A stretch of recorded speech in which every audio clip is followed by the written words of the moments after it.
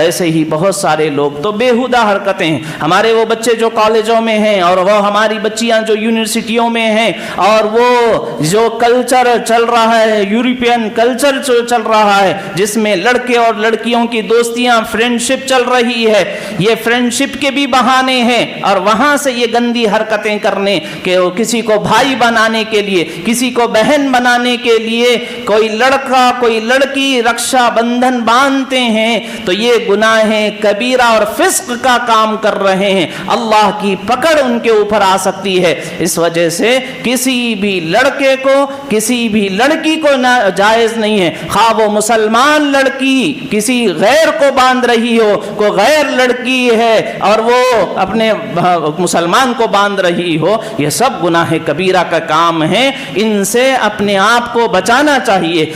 ہم دنیا کی زندگی ہماری 4 دن کی ہے, آخر